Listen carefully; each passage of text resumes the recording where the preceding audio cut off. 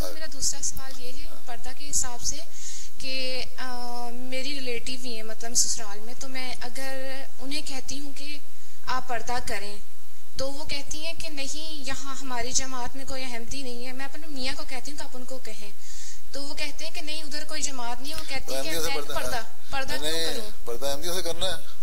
यही मैंने सवाल किया था यही उनसे कहें पर्दा कहीं नहीं लिखा हुआ कि अहमदियों से पर्दा करो।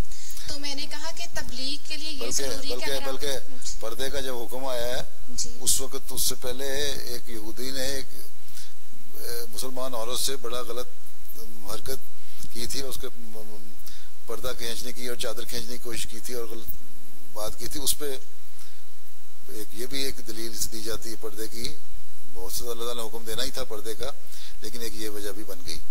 तो इसलिए कहीं नहीं लिखा हुआ कि तुमने अहमदी से पर्दा कर। सारा खतरा सिर्फ अहमदियों से, गैर अहमदियों से कोई खतरा नहीं है, या शरीयत सिर्फ अहमदियों के लिए होती है। कुरान करीम में कहीं नहीं लिखा कि तुमने मुसलमान से पर्दा करना है। कुरान करीम में लिखा है अपनी चादर को सर पर डालो और अपनी ओढ़नियों को अपने सीने से गुजार के इतना लपेटो, ठीक है। तो इसलिए वहाँ तो अगर वो कहती है तो गलत कहती हैं। ये शरीयतें जो नई फैला रही हैं अब वक्फात नौ इसलिए हैं कि उनको कहें अपनी बिदात ना पैदा करो और अपनी अपनी शरीयत ना फैलाओ, आपने इस्लाह करनी है लोगों की। ये जो कितनी बैठी हैं तो मेरे सामने 400 वक्फात नौ कितनी है, हैं 230 बैठी है ना। 230 इस्लाह के लिए खड़ी हो जाए ना, आप ही दिमाग ठीक हो जाएंगे लोगों के।